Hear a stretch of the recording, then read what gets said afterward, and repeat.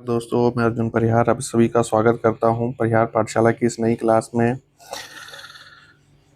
तो बच्चों, जैसा आप जानते हो कि कल हमने डाइस की क्लास शुरू की थी और उसमें हमने जो भी मतलब टाइप 2 वाले क्वेश्चन थे वो किए थे, जिसमें आपके पास दो दो डाइसेस के फिगर्स गिवन होते थे और उसके ऊपर हमने काफ़ी क्वेश्चंस किए। काफ़ी लंबी क्लास थी। एक तो मुझे ये बात करनी है कि आप बच्चों अपना प्यार नहीं दिखाते हो यार। चैनल को थोड़ा सब्सक्राइब, लाइक और शेयर कीजिए और नीचे कमेंट सेक्शन में ज़रूर बताया करो कि भाई आपको क्लासेस कैसी लग रही हैं, मेरा वे ऑफ टीचिंग आपको कैसा लग रहा है, आपको पसंद आ रहा नहीं आ रहा, आपको आपको पढ़ने में मज़ा आ रहा नहीं आ रहा, या आपको मेरे से किस और सब्जेक्ट में पढ़ना है। तो सबसे पहले वो वाले सब्जेक्ट भी शुरू कर सकते हैं हम। दूसरा, टाइमिंग जो है, क्लास की टाइमिंग वो बताइए कि ये जो 7 बजे टाइमिंग अभी चल रही है ये सही है कि 7 बजे मैं वीडियो अपलोड कर रहा हूँ या इससे पहले अपलोड करूँ, कि वो भी आप थोड़ा कमेंट सेक्शन में बता सकते हैं कि आपको क्लास कितने बजे चाहिए। और क्लास, जैसे कल की क्लास काफ़ी लंबी क्लास थी, आई थिंक 58-59 मिनट्स की। तो आपको लंबी क्लास करना पसंद है या फिर आपको शॉर्ट शॉर्ट 30-30, 35-35 मिनट की वीडियोस चाहिए आपको। मेरे ख्याल से जो सीरियस कैंडिडेट होंगे उनको तो कोई दिक्कत नहीं होगी। तो दूसरा, मैं यही कहना चाहता हूँ आपसे कि थोड़ा चैनल को सब्सक्राइब, लाइक और शेयर कीजिए, क्योंकि मोस्टली मैं देख रहा हूँ कि जितने भी वीडियोस लोग देख रहे हैं वो चैनल को सब्सक्राइब नहीं कर रहे हैं, सिर्फ वीडियोस देख रहे हैं। आप चैनल को सब्सक्राइब कीजिए। अगर आप मेरे साथ सोशल मीडिया पे जुड़ना चाहते हैं तो this is my Instagram handle. और अगर आपको किसी भी क्लास की वर्कबुक वगैरह चाहिए तो वर्कबुक आपको मेरे टेलीग्राम चैनल से मिल जाएगी, जिसका लिंक जो है वो नीचे आपको डिस्क्रिप्शन में मिल जाएगा। चलिए क्लास शुरू करते हैं। तो पहले हमने कल जो है वो एक टाइप कर चुके हैं, अभी हम एक और टाइप करेंगे। When only one position is given, जब डाइस की खाली एक ही पोजीशन गिवन होगी। इस केस में आपको जब डाइस की एक ही पोजीशन गिवन होगी तब आपके दिमाग में वो स्टैंडर्ड डाइस और जो जनरल डाइस, इसका कंसेप्ट आपके दिमाग में आना चाहिए कि स्टैंडर्ड डाइस और जनरल डाइस। तो स्टैंडर्ड डाइस के लिए मैंने क्या कहा था आपसे कि जो अपोजिट सरफेसेस का जो सम होता है, दैट इज इक्वल टू 7। और जनरल डाइस में क्या होता है, जनरल डाइस मतलब जो स्टैंडर्ड नहीं है। अब जनरल डाइस में क्या होता है कि किसी भी एडजेसेंट साइड का सम, किसी भी दो एडजेसेंट साइड्स का सम अगर 7 के बराबर आ रहा है, इसका मतलब वो क्या है, जनरल डाइस है। स्टैंडर्ड डाइस में आपके आंसर्स फिक्स होते थे, है ना, क्योंकि सम 7 है तो सम 7 कैसे बनेगा, 1 6 2 5 और 3 4। ठीक है, इस तरीके से। तो एक तो मैं आपको कहूँगा कि मेरी वीडियोस को 1.5x या 2x पे आप देख सकते हो, आपका टाइम भी बचत होगा और आपकी क्लास भी जल्दी ख़त्म हो जाएगी। 1x पे देखना थोड़ा काफ़ी लंबी क्लास चलती है, तो इसलिए मैं प्रेफर करूँगा आपको कि भाई आप 1.5x या 2x पे क्लास देखा कीजिए। अब देखिए यहाँ पे, इसमें आपको फाइंड आउट द क्वेश्चन कुछ भी पूछ सकता है वो। 3 का अपोजिट, मान लो 3 का अपोजिट पूछा, 1 का अपोजिट पूछा, 2 का अपोजिट पूछा। हम एक जनरल वे में क्वेश्चन को कर रहे हैं। तो सबसे पहले आप आइडेंटिफाई कीजिए इसको कि ये एक डाइस जो है वो कौन सी डाइस है, स्टैंडर्ड डाइस है कि यहाँ पे देखिए किसी भी अपोजिट साइड, किसी भी एडजेसेंट साइड का सम यहाँ पे 7 नहीं है। जब 7 नहीं है तो इसका मतलब ये कौन सी डाइस है, ये एक स्टैंडर्ड डाइस है। तो स्टैंडर्ड डाइस का मतलब 1 के अपोजिट 6, 2 के अपोजिट 5 और 3 के अपोजिट 4, ये इसके आंसर आएंगे। अगर इसमें से किसी का भी अपोजिट पूछा हो तो आप आराम से कर सकते हैं। दूसरा, इस डाइस को अगर आप देखेंगे, ये था पहली डाइस, और इस डाइस को अगर आप देखेंगे यहाँ पे, तो इस डाइस में इन दो का एडजेसेंट साइड्स का जो सम है वो एडजेसेंट साइड्स का सम क्या है, 7। इसका मतलब ये कौन सी डाइस है, ये एक जनरल डाइस है। कौन सी डाइस है ये, जनरल डाइस है। अब जनरल डाइस के केस में ये जो आपके पास गिवन नंबर्स हैं 1 2/5, ये किसके अपोजिट होंगे, ये अपोजिट होंगे जो बाकी बच के साइड्स, कौन कौन सी बच की, 3 4 और 6। ठीक है, तो ये बहुत ही इजी सा रहता है। इसके ऊपर क्वेश्चन आने के बिल्कुल ना के बराबर चांसेस हैं। ये क्वेश्चन में ना के, वैसे भी इसका कंसेप्ट हम कल वाली क्लास में पढ़ चुके हैं, तो ऐसे में क्वेश्चन नहीं आते। जो कल की क्लास थी that was more important. Paper में सबसे ज़्यादा आने के चांसेस जो क्लास नंबर 1 में मैंने कल पढ़ाया था उसी के होते हैं। अब एक और टाइप थी, उसमें था कि when more than two positions are given, जब दो से ज़्यादा डाइसिस के फिगर आपके पास गिवन हो, तो बेसिकली ये भी टाइप 2 के अंदर ही आता है। अब देखिए इसमें क्या है, आपको इसमें एक फिगर, दो फिगर, तीन फिगर, आपको कंपेयर सिर्फ दो फिगर ही को कर सकते हो। आप दो फिगर को कंपेयर कीजिए, चाहे इसको इसके साथ कर लो, या इसको इसके साथ कंपेरिजन कर लो, या फिर इसको इसके साथ कर लो, या इसको इसके साथ कंपेयर कर लो। कंपेयर करके आपको लगाना वही है जो हमने कल वाली क्लास में पढ़ा था। क्या पढ़ा था हमने कल वाली क्लास में? सबसे पहले जब आप यहाँ पे देखेंगे तो आपको, जब आप दो डाइसेस को कंपेयर कर रहे होंगे, इसको और इसको, जैसे मान लो, या किसी को भी, आप देखोगे वन कॉमन ट्रिक अप्लाई हो रही है क्या? अगर तो वन कॉमन ट्रिक अप्लाई हो रही है तो सबसे बेस्ट है ये, क्योंकि उसमें आंसर जो होते हैं वो बिल्कुल सही आते हैं, बिल्कुल एक्यूरेट आंसर आते हैं आपके इसमें वन कॉमन ट्रिक। अगर वन कॉमन ट्रिक नहीं है तो टू कॉमन ट्रिक लगाइए, जैसे कल हमने देखा जिसमें वो मूवमेंट करते थे हम, ठीक है, क्लॉकवाइज और एंटी क्लॉकवाइज जो मूवमेंट करते थे हम, ठीक है, तो आप टू कॉमन ट्रिक भी लगा सकते हैं, ठीक है। अब देखते हैं यहाँ पे क्वेश्चन किस प्रकार से आते हैं। यहाँ पे इसी क्वेश्चन में देख लेते हैं, पहले ये क्वेश्चन किया नहीं अभी हमने, इस क्वेश्चन में देख लीजिए थोड़ा सा कि किस प्रकार से क्वेश्चन कर सकते हैं हम। थोड़ा स्पेस बना लेते हैं यहाँ पे, आप जरा कंपेयर करके देखिए, कंपेयर करके देखिए फर्स्ट और सेकंड में कोई कॉमन आ रहा है क्या? ये 4 है, फर्स्ट और सेकंड में कोई 1 2 3, और यहाँ पे अगर आप देखोगे यहाँ पे 3 कॉमन है, यहाँ पे 3 कॉमन है, ठीक है। फर्स्ट और थर्ड में, फर्स्ट और थर्ड को कंपेयर करो आप, फर्स्ट और थर्ड को किसी को भी कंपेयर कर सकते हो आप फर्स्ट और थर्ड को अगर देखेंगे तो 3 से क्लॉकवाइज मूवमेंट कीजिए जरा, 3 के बाद 1, 1 के बाद 2, और लास्ट में 3 के, इसमें क्लॉकवाइज मूवमेंट कीजिए जरा, 3 के बाद 5, 5 के बाद 4, तो यहाँ 3 की जगह क्या आ जाएगा, जो बच गई साइड 6, तो ये आपके क्या आगे, ये आपके आगे अपोजिट साइड्स, इसका मतलब 3 के अपोजिट 6, 1 के अपोजिट 5, 2 के अपोजिट 4। तो इस प्रकार से क्वेश्चन करना है आपको। ये भी आपको मैंने कल सिखाया है कि डरना नहीं है आपको, 3 आ जाए 4 आ जाए, आपको कुछ नहीं करना है, किसी भी दो फिगर्स को कंपेयर कीजिए, देखिए वन कॉमन ट्रिक अप्लाई हो रही है क्या, वन कॉमन ट्रिक अप्लाई नहीं हो रही तो टू कॉमन ट्रिक अप्लाई कीजिए। सबसे बेस्ट रहेगा अगर वन कॉमन ट्रिक अप्लाई होगी, क्योंकि वन कॉमन ट्रिक में आपके पास आंसर जो होते हैं वो बिल्कुल एक्यूरेट आएंगे। टू कॉमन ट्रिक में क्या करना पड़ता है, ऑप्शंस को एलिमिनेट करना पड़ता है, तो ये चीजें आप थोड़ा देखेंगे, ठीक है। आप कुछ क्वेश्चंस डिफरेंट हैं जिसमें थोड़ा सा आपको अलग से दिमाग लगाना पड़ेगा। देखिए यहाँ पे जैसे इस क्वेश्चन में पूछा गया है, if 2 is opposite to 6 what is opposite to 1, यहाँ पे गिवन है ये, ठीक है। अगर दो, ये दो जो है यहाँ पे, if 2 is opposite to 6, if 2 is opposite to 6 then what is opposite to 1, 1 के अपोजिट क्या आएगा? तो आपको क्या करना है ऐसे क्वेश्चन में, ऐसे क्वेश्चन में आपको करना क्या है, आप बस इतना ध्यान रखिए, इस 2 से क्लॉकवाइज मूवमेंट कीजिए और इस 6 से एंटी क्लॉकवाइज मूवमेंट कीजिए। इस 6 से क्या मूवमेंट करेंगे आप, एंटी क्लॉकवाइज मूवमेंट। देखिए जब मैं 2 से क्लॉकवाइज मूवमेंट कर रहा हूँ, 2 के बाद 3, 3 के बाद 1, और 6 से जब मैं एंटी क्लॉकवाइज मूवमेंट कर रहा हूँ तो 6 के बाद 5, 5 के बाद 4, ठीक है। बस अब देखिए यहाँ पे बन गया ये, क्योंकि इसने गिवन दिया था कि 2 जो है 2 is opposite to 6, 2 is opposite to 6 आ गया यहाँ पे, तो इसी हिसाब से 3 के अपोजिट क्या आ गया, 3 के अपोजिट 5 आ गया, और 1 के अपोजिट 4 आ गया, 2 के अपोजिट 6 तो गिवन ही था, इसका मतलब 1 के अपोजिट क्या आ गया आपको यहाँ पे 4, तो 4 is the answer, 4 is the answer. तो क्या ध्यान रखेंगे, अगर आपको दो फिगर्स में गिवन हो कि दो नंबर जो है वो आपस में अपोजिट हैं, तो एक से क्लॉकवाइज चलिए, दूसरे से एंटी क्लॉकवाइज चाहिए, और जैसे आपको पहले सिखाया है वैसे ही करना है और आपका आंसर आ जाएगा, ठीक है। एक और क्वेश्चन देख लेते हैं यहाँ पे, if 2 is opposite to 5, if 2 is opposite to 5 then what is opposite to 1। यहाँ पे ये 2 है, ये 5 है, अगर ये आपस में अपोजिट हैं तो आपको क्या सिखाया मैंने कि एक से क्लॉकवाइज चलिए और दूसरे से एंटी क्लॉकवाइज चलिए। तो क्लॉकवाइज चलेंगे तो 2 के बाद क्या आएगा 6, 6 के बाद क्या आएगा 1, उसी तरीके से 5 से एंटी क्लॉकवाइज चलेंगे तो 5 से 3, 3 से 4, ये अपोजिट सरफेसेस आ गए, ये अपोजिट सरफेसेस आ गए। तो अपोजिट सरफेसेस क्या आ गया, 2 का 5, 6 का 3 और 1 का 4, तो क्या आंसर चाहिए था आपको, 1 की अपोजिट सरफेस चाहिए थी आपको, अपोजिट सरफेस, तो 1 की अपोजिट सरफेस जो है 4, इसका मतलब 4 इज द आंसर, ठीक है।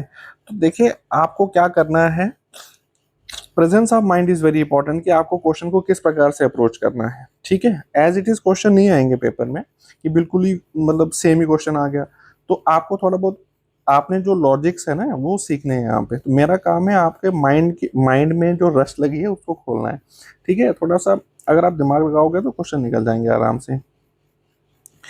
अब देखिए यहाँ पे इस क्वेश्चन को किस प्रकार से करना है। यहाँ पे मैंने स्टार मार्क लगा रखा है इस क्वेश्चन में, ये सबसे इंपॉर्टेंट क्वेश्चन है।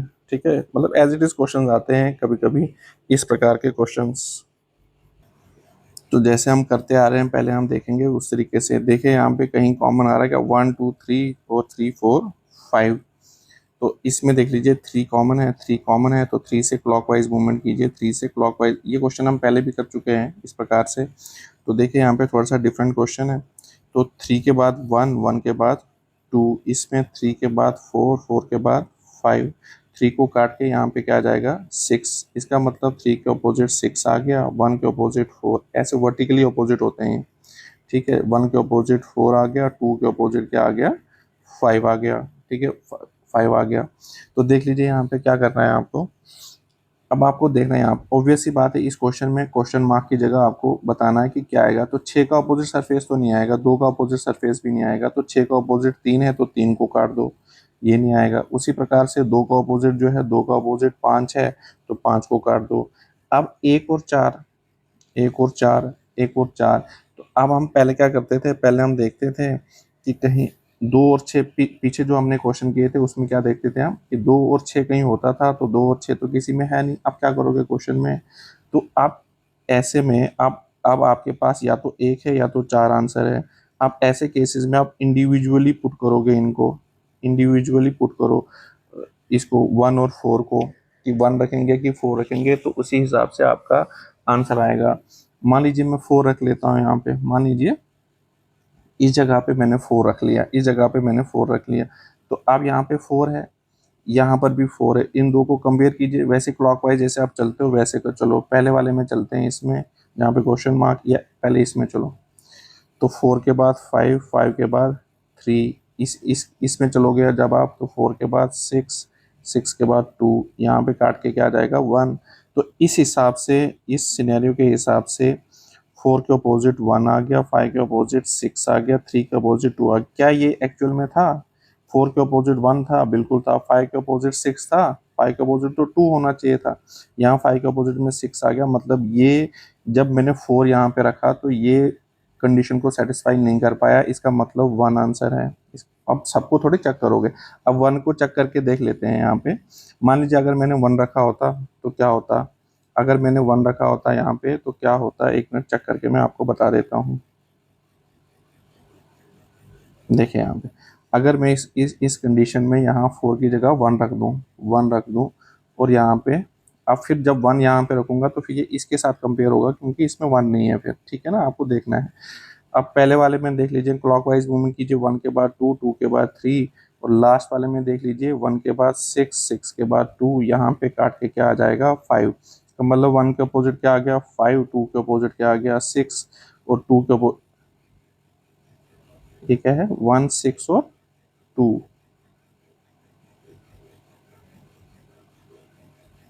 गड़बड़ नहीं है इसमें?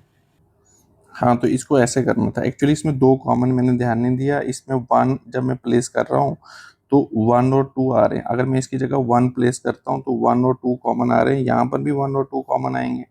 ठीक है, फिर आप देखिए जरा 1 के अपोजिट, 1 से जब आप 2 की ओर जा रहे हो तो कैसे जा रहे हो, 2 कॉमन ट्रिक लगाइए जरा। 1 से 2 की ओर जा रहे हो तो क्लॉकवाइज, यहाँ से 1 से 2 की ओर जा रहे हो तो कैसे जा रहे हो एंटी क्लॉकवाइज। इसका मतलब 3 शुड बी अपोजिट टू 6, इसका मतलब 3 शुड बी अपोजिट टू 6। क्या 3 इज अपोजिट टू 6? क्या एक्चुअल में 3 इज अपोजिट टू 6? बिल्कुल 3 इज अपोजिट टू 6। तो आंसर जो है वो यही आएगा। इसका मतलब 1 प्लेस करने पे बिल्कुल सही सेटिस्फाई कर रहा है कंडीशन, इसका मतलब यहाँ पे 1 आएगा। ठीक है, 1 आएगा। ठीक है, आई होप आपको समझ आया होगा ये क्वेश्चन। नेक्स्ट देख लेते हैं हम। Next is open dice. तो पहले टाइप के क्वेश्चन जो है वो कंप्लीट कर चुका हूँ मैं। अब आपको प्रैक्टिस करने के लिए जो वर्कबुक है वो आपको टेलीग्राम चैनल पे मिल जाएगी। तो देखिए यहाँ पे ओपन डाइस देख लेते हैं हम। तो पहले वाले क्वेश्चन हम कर चुके हैं। ओपन डाइस का भी आपको थोड़ा बहुत पता होना चाहिए कि मान लीजिए अगर क्वेश्चन इस प्रकार से आ जाए तो इसमें क्या होता है कि एक डाइस आपके पास गिवन है, जब उसको ओपन करेंगे तो कुछ इस प्रकार की फिगर बनती है। और जब कुछ इस प्रकार की फिगर बनती है, मतलब इस प्रकार की फिगर आपको गिवन होगी, तो आपसे पूछेंगे भाई अपोजिट सरफेसेस पूछेंगे इसमें, तो आपको पता होना चाहिए कि अपोजिट सरफेसेस कैसे निकालते हैं। तो इसमें आप याद रखेंगे कि ओपन डाइस में, इस ओपन डाइस अरेंजमेंट में ये जो ओपन डाइस अरेंजमेंट है, इसमें जो अल्टरनेट सरफेसेस होते हैं वो अपोजिट टू ईच अदर होते हैं। अल्टरनेट सरफेसेस मतलब एक का अल्टरनेट क्या है, 3, एक का अल्टरनेट क्या है, 3, तो ये अपोजिट हो गया। तो 4 का अल्टरनेट क्या है, 5, 4 का अल्टरनेट क्या है, 5। उसी तरीके से 2 का अल्टरनेट क्या है, 6। तो ये आपस में अपोजिट सरफेसेस आ गए। एक पॉइंट ये आ गया कि in open dice arrangement alternate surfaces are opposite to each other. उसी तरीके से आपको एक और पॉइंट याद रखना है, एक और पॉइंट क्या याद रखना है कि can no two opposite surfaces can touch each other at any point. देखो जो अपोजिट सरफेसेस होंगे तो वो आपस में टच थोड़े करेंगे, कैसे टच करेंगे वो, जैसे मान लो ये 4 है, ये 4 है, ये 5 है, क्या इनकी कोई लाइन आपस में टच हो रही है, नहीं हो रही है, बिल्कुल किसी पॉइंट पे टच नहीं हो रही है। जैसे ये 1 और 3 अपोजिट हैं, क्या इनके बीच कोई पॉइंट कॉमन है, कोई कॉमन नहीं है। तो कोई कॉमन पॉइंट नहीं होना चाहिए अपोजिट सरफेसेस के बीच में, ये आपको याद रखने हैं। एक तो अल्टरनेट सरफेसेस, दूसरा ये कॉमन पॉइंट याद रखना है आपको। देख लीजिए ये क्वेश्चन, देख लीजिए आप यहाँ पे, इसमें आपको अपोजिट सरफेसेस बताने हैं, तो आपको अपोजिट सरफेसेस फाइंड आउट करने हैं। तो कैसे अपोजिट सरफेसेस फाइंड आउट करोगे इसमें, तो इसका मतलब ये जो साइड, ये जो है ये अल्टरनेट है, इसका मतलब at the rate is opposite to copy, ठीक है। उसी हिसाब से ये जो परसेंटेज है, this is opposite to this, percentage is opposite to star, ठीक है। Percentage is opposite to star and hash is opposite to dollar. तो इस तरीके से आपने अल्टरनेट फाइंड आउट किया, ठीक है। अब क्वेश्चन इस प्रकार से भी आ सकता है कि ये आपके पास गिवन अरेंजमेंट है और आपको बताया है कि जब इसको क्लोज करेंगे तो कौन सी डायग्राम जो है वो सही है। तो उसी तरीके से हम देखेंगे यहाँ पे जो अल्टरनेट सरफेसेस हैं, अल्टरनेट सरफेसेस, इसका मतलब dollar is opposite to hash, dollar is opposite to hash. और ये वाले भी अल्टरनेट हैं, इसका मतलब परसेंटेज इज अपोजिट टू ये कॉपी वाला सिंबल। और थर्ड क्या रह गया फिर, एट द रेट और ट्राइंगल, इसका मतलब एट द रेट और ट्राइंगल रह गया। तो ये आपके अपोजिट सरफेसेस आ गए। अपोजिट सरफेस समझ रहे हो आप, अल्टरनेट, ये इसके अल्टरनेट है, ये इसके अल्टरनेट है, ये दो बच गए, तो ये दो बच क्या आएंगे आप, क्या बोलते हैं, अपोजिट सरफेसेस। तो एक चीज इसको आपको यहाँ पर भी वही चीज याद रखनी है, no two opposite surfaces can either be seen together nor they can be hidden together, ठीक है। ना एक साथ दिख सकते हैं, ना एक साथ छिप सकते हैं। यहाँ पे देखिए जरा, एट द रेट के साथ कौन सा है, एट द रेट के साथ ट्राइंगल है। एट द रेट के साथ ट्राइंगल अगर है तो ये तो अपोजिट सरफेसेस हैं, इसका मतलब ये वाला अरेंजमेंट गलत है, ठीक है। यहाँ पे देख लीजिए जरा, एट द रेट के साथ कॉपी है और एट द रेट के साथ हैश, क्या हैश और कॉपी। अब इसको भी देख लेते हैं, इसमें देख लीजिए जरा, एट द रेट डॉलर और hash, eight the rate dollar और हैश जो है वो आपस में अपोजिट हैं, डॉलर और हैश आपस में अपोजिट हैं, इसलिए ये भी कट जाएगा। यहाँ पे देख लीजिए जरा, परसेंटेज और सी जो है कॉपी जो है वो आपस में अपोजिट हैं, इसलिए ये भी कट जाए, इसका मतलब ये जो है वो बिल्कुल सही आंसर है। दिस इज, मतलब कंसेप्ट आपको वही पुराना वाला लगाना है, ठीक है, पुराने वाला कंसेप्ट लगाना है आपको, तो आपसे क्वेश्चन आराम से हो जाएगा। नेक्स्ट देख लीजिए आप यहाँ पे, इसमें मैं फिल करना भूल गया हूँ, इसको फिल भी करना था, तो इसको फिल कर लेते हैं। पहले इसमें लिख लेते हैं 1 2, उसमें इसमें लिख लो, क्या हो गया इसमें, लिखो 1, अरे यार, इसमें लिख लो 5, इसमें लिख लो 6, इसमें 3 और इसमें 4। तो ये अरेंजमेंट है, इस अरेंजमेंट के हिसाब से आपको फाइंड आउट करना है। तो देख लीजिए यहाँ पे अपोजिट सरफेसेस हम फाइंड आउट कर लेते हैं। फिर अल्टरनेट सरफेसेस जो होते हैं वो आपस में अपोजिट होते हैं, अल्टरनेट सरफेसेस जो होते हैं वो आपस में क्या होते हैं, अपोजिट होते हैं। इसका मतलब 1 is opposite to 5, 6 is opposite to 4, बच क्या गया 2, इसका मतलब 2 इज अपोजिट टू 3, ठीक है। तो यहाँ पे देख सकते हैं हम कि वही कॉमन कंसेप्ट जो पहले वाला कंसेप्ट है कि no two surfaces can either be seen together nor they can be hidden together. क्या 1 और 5 यहाँ पर आया, 1 और 5 तो अपोजिट है, इसका मतलब ये गलत हो गया। यहाँ पे 3 4 और 6, यहाँ पे देखिए 4 और 6 जो है वो आपस में अपोजिट है, इसलिए ये भी कट जाएगा। 1 2 एंड 3, 2 और 3 आपस में क्या है, अपोजिट है, इसलिए ये भी कट जाएगा। 1 2 एंड 6, 1 2 एंड 6 जो है ये सही अरेंजमेंट है, ठीक है। तो इस तरीके से क्वेश्चन को एलिमिनेट करके आप आराम से क्वेश्चन कर सकते हो। बहुत ईजी है, आपको बेसिक कंसेप्ट पे ध्यान देना है। रीजनिंग बहुत ईजी है, आप पूरे मार्क्स ला सकते हो, चाहे एसआई की बात हो चाहे एनटी की बात हो। एनटी में 18 आउट ऑफ 18 आप आराम से कर सकते हो, और एसआई में 40 out of 40। This is very easy. ठीक है, आपको बस कंसेप्ट आने चाहिए, और आपको आपका अंदर का जो डर है उसको निकालने के लिए आप थोड़ा क्वेश्चंस को सॉल्व करो। क्वेश्चंस को सॉल्व करो, जब आप क्वेश्चंस को सॉल्व करोगे तो आपके अंदर का जो डर होगा वो निकल जाएगा। और बाद में मॉक टेस्ट देना बहुत ज़रूरी है। अगर आप मॉक नहीं दोगे तो जो गैप है ना, मैंने कहा कि मॉक जो है they act as a bridge between your preparation and the exam paper. ठीक है, जो आपकी स्पीड वगैरह का इशू है, एक्यूरेसी का इशू है, वो भी सॉल्व होता है मॉक से। दूसरा दूसरा क्या होता है कि आप जितनी गलतियां कर सकते हो वो आप मॉक में कर लो, क्योंकि जितनी गलतियां आप करोगे वो गलतियां आपको याद रहेंगी फिर, कि हाँ मैंने ये गलती की थी, अब मैं ये गलती नहीं करूंगा। उतने जितना लोग जो है वो क्लासरूम में गलती करते हैं या मॉक में गलती करते हैं, उनके उतने ही चांसेस पेपर में कम गलती करने के होते हैं, क्योंकि वो उससे सीखे होते हैं। ठीक है, अब नेक्स्ट देख लेते हैं। इस क्वेश्चन में पूछा गया है what is opposite to two, what is opposite to two. तो इसमें अल्टरनेट सरफेसेस 3 और 4 हैं, 3 और 4 हैं, तो 3 और 4 जो है वो आपस में क्या आ गए, अपोजिट। अब अल्टरनेट सरफेसेस नहीं है, अब अल्टरनेट सरफेसेस नहीं है तो मैंने आपको जब यहाँ पे क्यूब्स करे थे तो मैंने यहाँ पे 2 पॉइंट लिखे थे। क्या लिखे थे? 2 पॉइंट। पहला पॉइंट तो था कि alternate surfaces are opposite to each other. दूसरा पॉइंट लगाया था मैंने, no two opposite surfaces can touch each other at any point. मैं यह हवा में नहीं लिखाया था, ये काम आने वाला था इसलिए लिखाया था। ठीक है, no two opposite surfaces can touch each other at any point, touch each other at any point. अब जरा क्वेश्चन में देख लीजिए, इस दो को देखिए जरा, इस दो को देख लीजिए जरा, इस दो को देख लीजिए, क्या दो एक के साथ टच हो रहा है? बिल्कुल बिल्कुल टच हो रहा है एक के साथ। ठीक है, 3 और 4 को तो निकाल ही दीजिए, क्योंकि 3 और 4 का तो फंक्शन है ही नहीं। 2 एक को भी टच कर रहा है, 2 3 को भी टच कर रहा है, 2 4 को भी टच कर रहा है, ये इसके साथ भी टच में है, इसके साथ भी टच में है, ये इसके साथ भी टच है, इवन 5 के साथ भी इसका एक पॉइंट टच है। ठीक है, इसका मतलब ये सारे सरफेसेस तो इसके अपोजिट नहीं हो सकते, ये तो एडजेसेंट होंगे क्योंकि ये टच कर रही हैं। इसका मतलब 2 का अपोजिट क्या बच गया? 6। 6 इज द आंसर।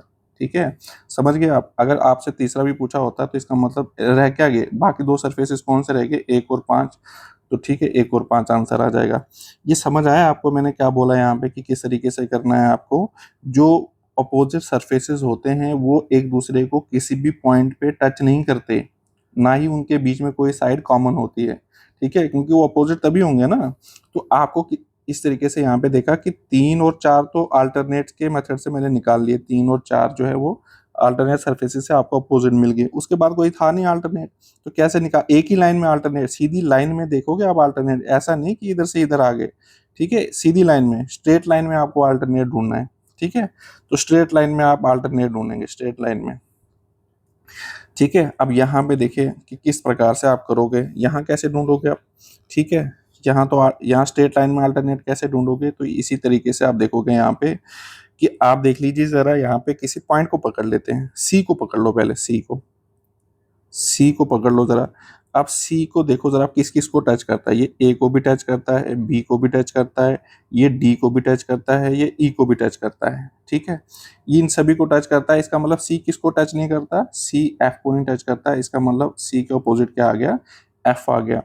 ठीक है, अब किसी दूसरे पॉइंट को पकड़ लो, डी को देख लो जरा, डी को, डी किस किस को टच कर रहा है यहाँ पे? डी किस किस को टच कर रहा है? डी सी को भी टच कर रहा है, डी बी को भी टच कर रहा है, डी ई को भी टच कर रहा है, डी एफ को भी टच कर रहा है। इसका मतलब डी किसको नहीं टच कर रहा? ए को।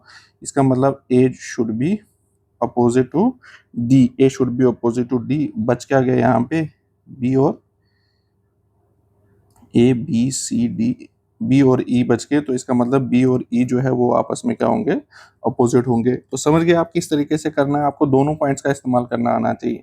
ठीक है, अगर आपको ऐसा समझ नहीं आया तो इसका एक अल्टरनेट देख लीजिए यहाँ पे, तो एक जी मेथड है, कि इस तरीके से आपको याद रखना है कि जी मेथड में, कि ये एक जेड की शेप, मतलब ऐसे होती है जेड की शेप। ठीक है, इसको अगर इस लाइन को मैं स्ट्रेट कर दूं, ठीक है, तो ये ऐसी शेप बनती है, तो आपको ये जो लास्ट पॉइंट होंगे ये आपस में अपोजिट। अगर तो ऐसी शेप बन रही है कहीं, ऐसी वाली शेप, तो ये सब ये पॉइंट्स क्या होंगे? अपोजिट।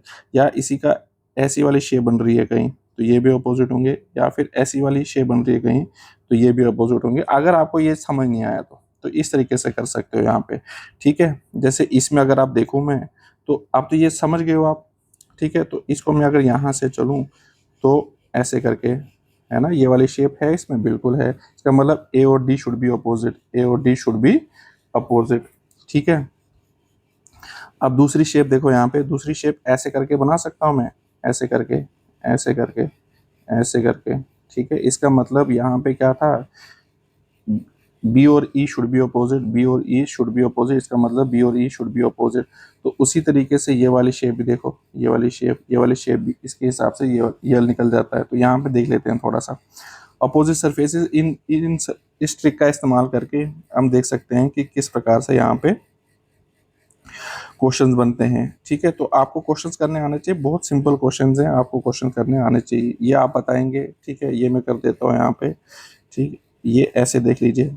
इसका मतलब यहाँ से शुरू किया यहाँ पे, इसका मतलब ए के अपोजिट क्या होगा, कहाँ गया यार, क्या हो रहा है इसको, ए के अपोजिट क्या आ गया, 4 आ गया, ए के अपोजिट 4 आ गया। उसी तरीके से ऐसे करेंगे तो 2 के अपोजिट क्या आ गया, 5 आ गया, और फिर बच क्या गया, 3 के अपोजिट 6, 3 के अपोजिट 6, ठीक है। तो इस तरीके से कर सकते हो आप, ठीक है। अगर आपको शेप्स नहीं समझ आती है तो जैसे मैंने आपको बोला, वो जो अपोजिट सरफेसेस टच नहीं करती हैं उस तरीके से भी आप क्वेश्चन को कर सकते हो आराम से। अब कभी कभी क्वेश्चन को वो थोड़ा सा ट्विस्ट करते हैं, क्वेश्चन को इस तरीके से पूछा है कि मान लीजिए आपके पास क्वेश्चन है और सिर्फ ए और बी गिवन है, बाकी जगह खाली है, ठीक है, बाकी ओपन अरेंजमेंट में खाली है, ए और बी गिवन है, और आपसे पूछा है कि बताओ कौन सा सही है। आपको नहीं लगता यहाँ पे, देखिए जरा, अगर सीधी लाइन में देखूं तो ये और ये अल्टरनेट होंगे, मतलब ये और ये क्या होंगे, अपोजिट, जो भी होगा वहां पे कुछ भी हो सकता है यहाँ पे, और ये अल्टरनेट है स्ट्रेट लाइन में, तो ये क्या होंगे, अपोजिट होंगे। अब मान लो भर लो 2 मिनट के लिए, 1 2, अरे यार, और ये 3 और 4 मान ले, मैं भर लेता हूँ। इसका मतलब 1 के अपोजिट क्या आ गया, 2, और 3 के अपोजिट क्या आ गया, 4। इसका मतलब A should be opposite to B, A should be opposite to B. जब ए बी के अपोजिट है, ये हमको पता चल गया कि इस डायग्राम से A is opposite to B. अब वही कंसेप्ट लगाइए, no two surfaces can neither be seen together nor they can be hidden together. अब अपोजिट सरफेसेस यहाँ पर साथ में है, तो इसका मतलब ये ऑप्शन गलत है, ये ऑप्शन गलत है, ठीक है, ये ऑप्शन सही। यहाँ पे एम्प्टी स्पेसेस हैं सारी है, तो एम्प्टी स्पेसेस भी तो अपोजिट है यहाँ पे, ठीक है। इधर देख लीजिए, ये एम्प्टी स्पेस, इसलिए ये आंसर भी गलत होगा। एम्प्टी स्पेसेस में भी तो कुछ भरोगे आप, ठीक है। इसका मतलब ये भी गलत है, इसका मतलब ये आंसर क्या है, सही है आपका, ठीक है। तो आई होप डाइसिस के ऊपर और भी क्वेश्चन बनते हैं, बहुत ज्यादा क्वेश्चन बनते हैं, बट मुझे नहीं लग रहा कि इससे ज्यादा लेवल जो है वो जेके एसएसबी में आएगा। तो आप इसके लिए, आपको वर्कबुक जो है, वो वर्कबुक जो है आपको मेरे टेलीग्राम चैनल पे मिल जाएगी, टेलीग्राम चैनल पे मिल जाएगी। आप प्लीज़ कमेंट सेक्शन में बताइए कि आपको ये जो मेरे पढ़ाने का तरीका है वो समझ आ रहा है या नहीं आ रहा है, ठीक है। या आप चाहते हो कि टाइमिंग्स जो वीडियोस में अपलोड करता हूँ शाम को 7 बजे, इसकी टाइमिंग चेंज करने की ज़रूरत है या नहीं है, ठीक है। तो आप ये बता सकते हो। और दूसरा ये कि देखिए यहाँ पे, अगर आप चाहते हो कि एमसीक्यू की सीरीज़ में जल्द से जल्द शुरू करूँ, तो जब मेरे सब्सक्राइबर जो हैं वो 1K से ऊपर हो जाएंगे तो मैं एमसीक्यू की सीरीज़ भी साथ साथ में शुरू करूँगा। और अगर आप चाहते हो कि शॉर्ट वीडियोस आती हैं, कि मैं उसमें कुछ ऐसे फैक्ट्स आपको बताऊं जो एग्ज़ाम ओरिएंटेड हो, तो वो भी बताइए कमेंट सेक्शन में। लेकिन देखो, ये सब चीज़ें तब पॉसिबल होती हैं जब मेरे लिए मोटिवेशन भी हो। अब मेरे लिए मोटिवेशन का काम करते हैं सब्सक्राइबर्स और व्यूज़। तो आप अपने फैमिली फ्रेंड्स के साथ चैनल को शेयर कीजिए, और जो भी वीडियोस आती हैं उनको लाइक कीजिए, ताकि चैनल की रीच जो है वो बढ़े। मैं पहले भी बता चुका हूँ कि यूट्यूब का एल्गोरिथम इस तरीके से काम करता है कि आप वीडियोस को जितना लाइक करेंगे, वो एल्गोरिथम में उतना ऊपर आता है, ठीक है। वो वीडियोस जो है वो उतनी, उसके इंप्रेशंस उतने ज़्यादा अच्छे बढ़ते हैं, तो उसकी रीच भी बढ़ती है, ठीक है। तो चलिए मिलते हैं नेक्स्ट क्लास में। Thank you so much.